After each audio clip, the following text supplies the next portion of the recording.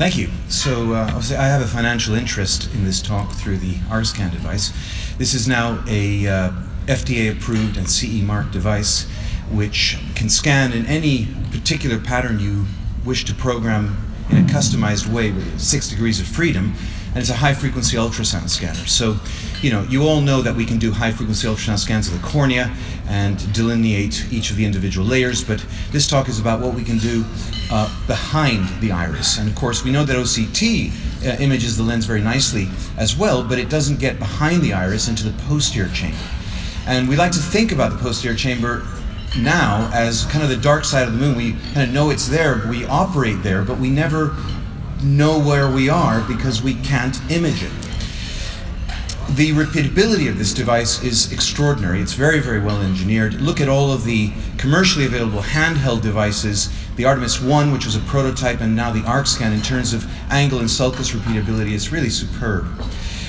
Everyone's been talking for years about defining the zonular plane and possibly getting an ELP that improves our predictability of IOL calculations, but now that we can actually biometrize the entire lens in 3D accurately, it might be possible that this ELP position may be a little bit more predictable, because now we've got a very high precision device for measuring lens size, lens position, equatorial depth.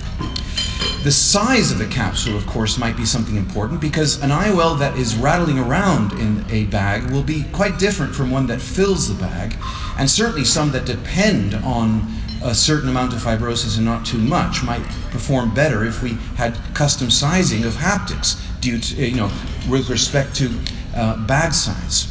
ICL sizing, of course, is, the obvious immediate application for posterior chamber imaging, and you know that you can have a white to white of 12 in the two eyes with a totally different lens rise.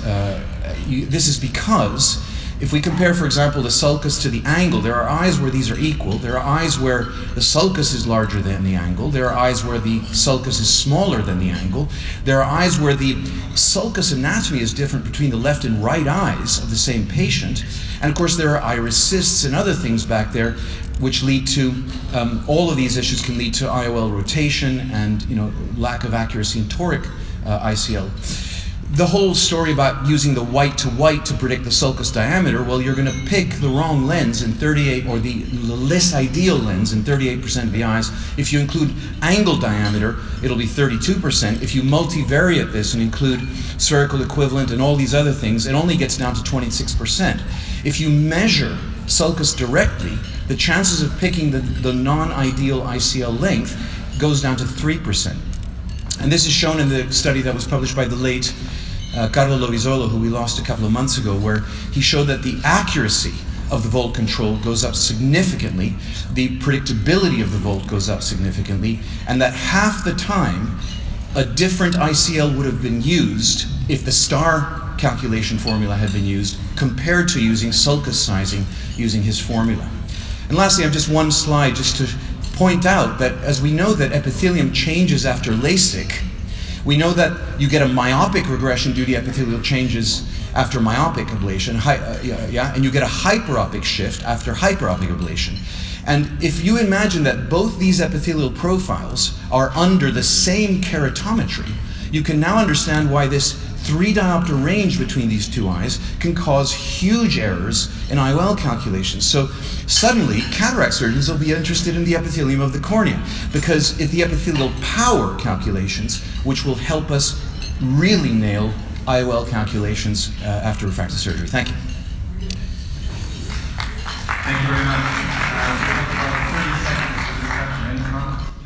I want to tell you how exciting I think that is, because today we've been emphasizing formulas, the Olsen tube, the Holladay tube, and the Barrett tube, all now use 7 and use things like the white to white, the ACD, lens thickness, and all of those things to try to predict that effective lens position better, but there's nothing better than measuring them.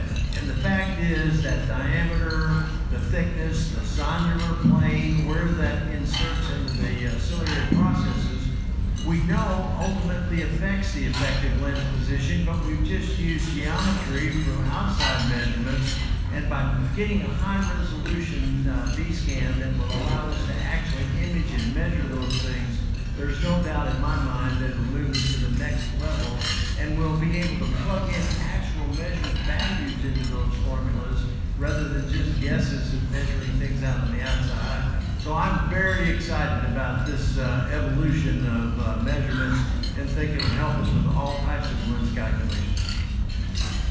But Jack, I think the problem is we can do this measurement. We already have the measurements post-op. We can do that at this time. So do we have any data that shows us that having that pre-op measurement of the lens affects the actual position of the lens afterwards? Well, it might. The fact is that the actual position of the lens in the eye post-operatively is critical, and that's the ultimate position.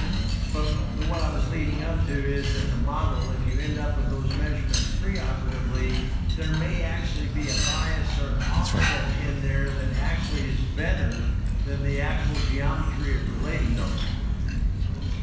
Anytime we move from regression formulas based on averages of prior data to actual measurements, whether it's the posterior corneal power or post-LASIK eyes, whether it's posterior corneal astigmatism or what Dan has shown us, we are going to advance the accuracy of what we do. Thank you very much. Thank you.